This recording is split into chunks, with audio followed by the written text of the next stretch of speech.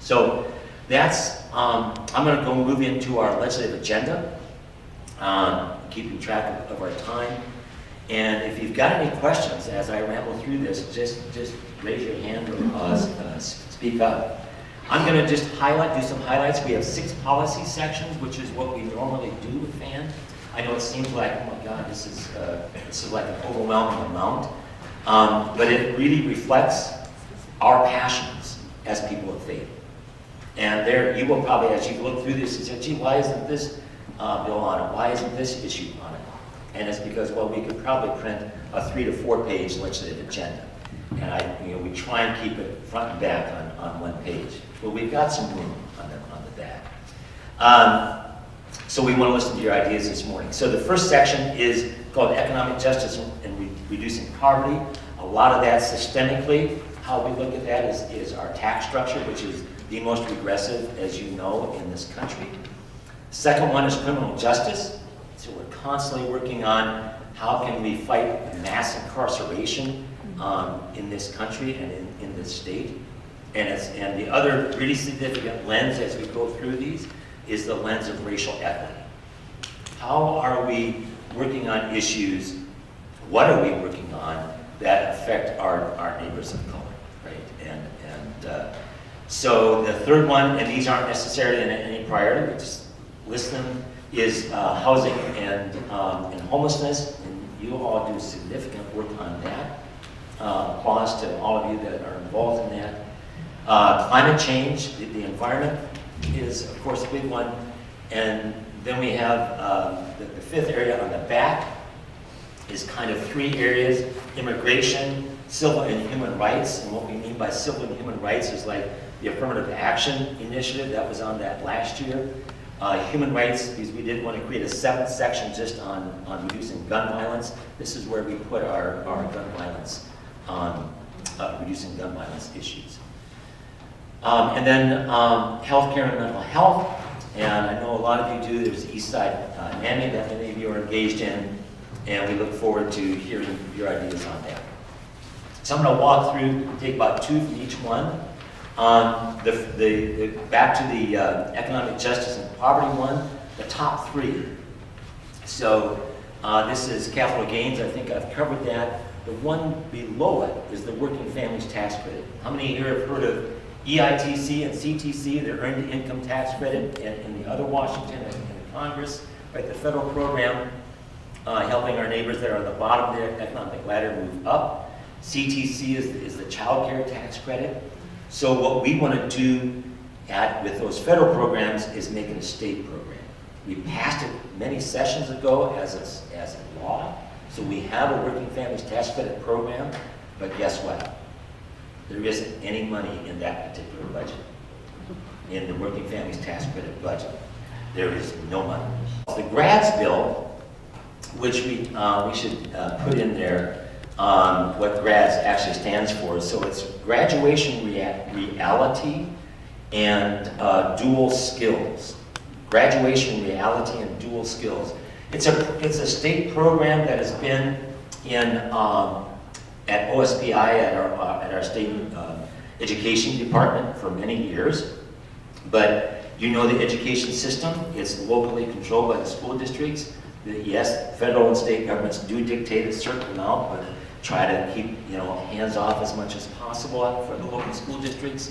So it's a program that's not utilized a lot because there are dollars in this, but basically the question is, how can we in this local school district better serve our teenage moms, our young women in our school district that find themselves pregnant and with a child? And so that is because this is about trying to be on the front end of fighting poverty. Not, as we well know, not every young woman has a great family support that has great economic means by which to, okay, we'll get you through this, get you through high school, get you a diploma, on to college, all of that, right? Many do not have that kind of support system, so that's where we really want to pick up in terms of transportation, child care services for our young mothers who are in this situation.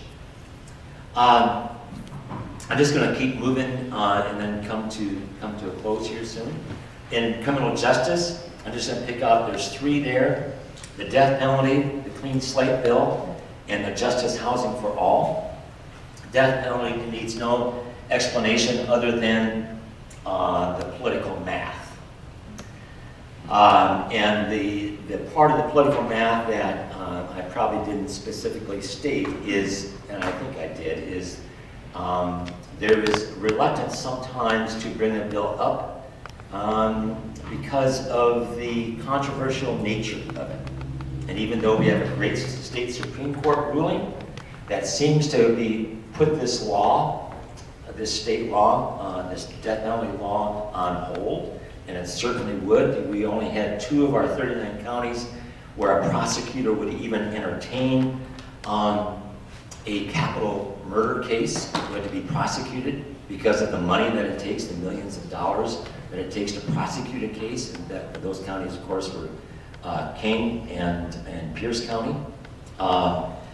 So we still want to ask the legislature to do the right thing in our mind, and other partners like the ACLU, the Washington State Catholic Conference, to take this law off the books so that we can fully join about 22 other states who have taken it off of their books, if you know what I mean. So that is, but there is some difficulty in the House with a member who just joined last year from a Spokane legislative district whose sister was murdered by the Green River mass murderer. So sometimes, as we all know, one person can keep a door closed, and one person can open the door. And so that's where we're at kind of with that. The clean slate bill, as you can see, last year we had a similar bill like this. Clean slate means we all have a slate of some kind, and in the criminal justice, that slate is how many violations have you had. I'm not going to ask you to raise your hand on that. To get more serious, these are, how do we lower recidivism? How do we make sure that's not a turnstile? And so what we try and do as folks come out of our state prison system, we want to make sure that it's easier for them to re-enter society. And one of those ways is through job, the 2 most important things, you're coming out of a state prison, what's the 2 most important things? Housing and jobs. Housing and jobs, right? So clean slate is, last year we got it that this doesn't go to expungement as a legal term, that there's no more record anymore. This takes it off of your record so that when you apply for housing and jobs, you don't have to, you don't have to lie. All right, your slate is clean. Last year we got it so that it would do it statutorily, if you know what I mean, but the person it still had to go and apply. There was an application process. This bill would make it automatic. So that's what's really key in this bill. And so that's something that we are working on. Hanson is the state representative, a person of faith over in Bainbridge Island that we're working with on that. He was the prime sponsor of the bill last year. Justice Housing for All. How many of you remember the Ban the Box bill? The Ban the Box bill, the box is the employment application.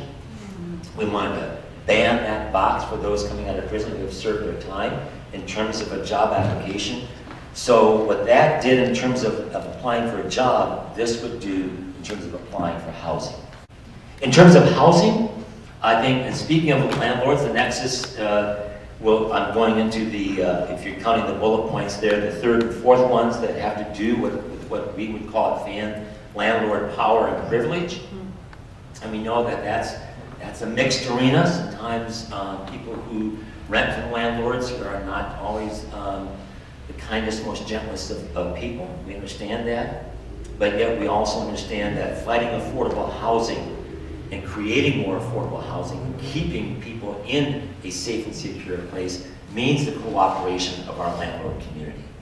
And so these are 2 bills in very small but significant ways that we feel will, balance the scales of justice, if I could use that, in terms of the landlord-renter associated relationship.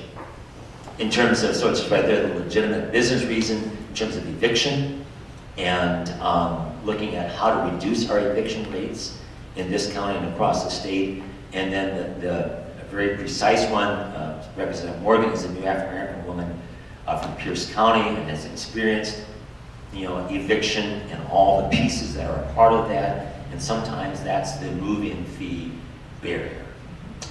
So we're working with Representative Morgan on that. The other one I don't want to forget there is the second bullet point. Again, those coming out of our prison system, how can we lower the barrier to make sure that they're in a safe place once they come? Because the real risk factor, and one of the reasons why there's great recidivism rates is because that reentry is not an easy, better process.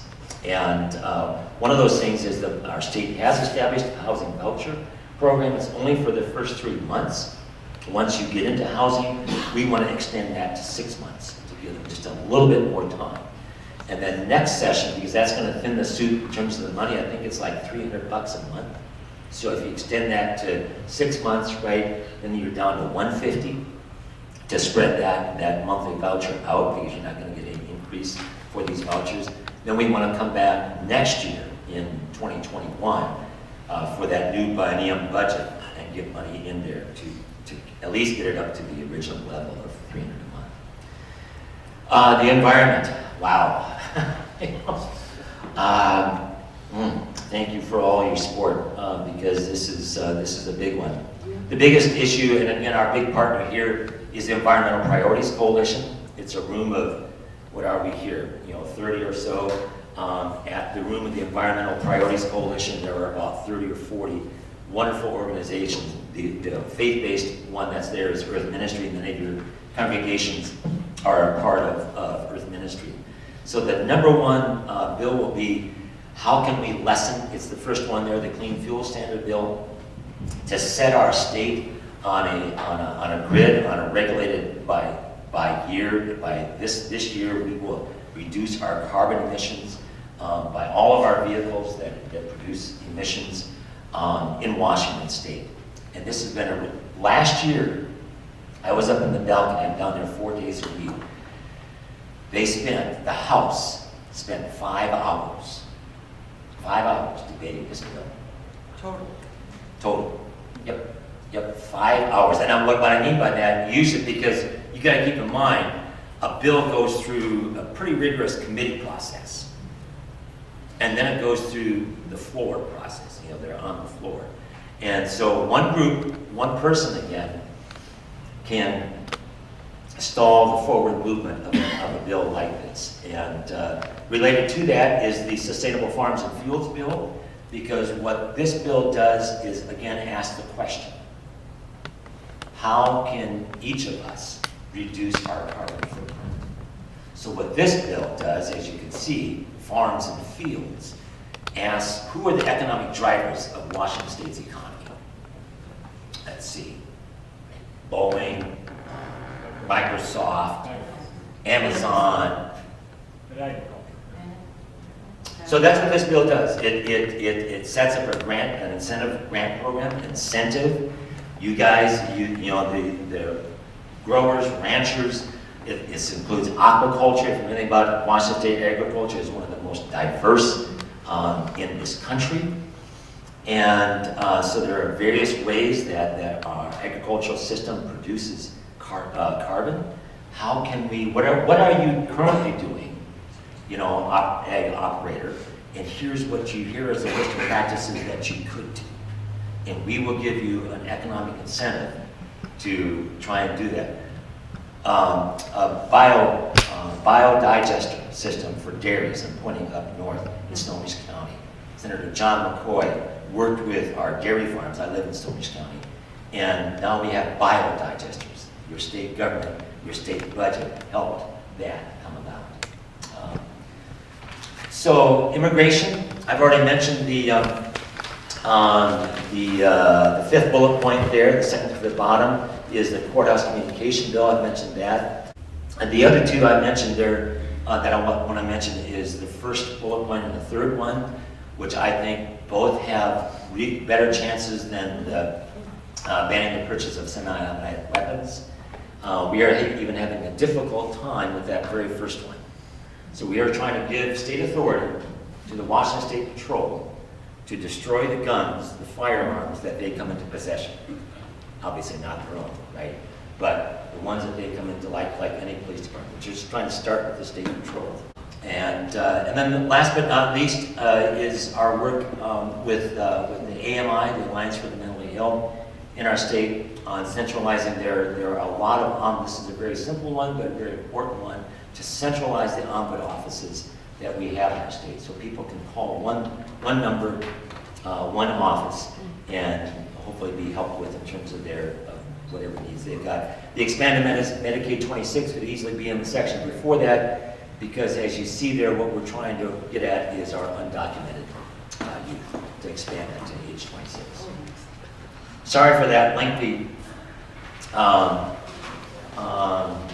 summary, but there's a lot there. We will probably have another list. I mentioned to Tara, and at least before I left the office today, I always have another list. It's the support list. It's almost as long as this, because it just gets to be too overwhelming to actually publish it all.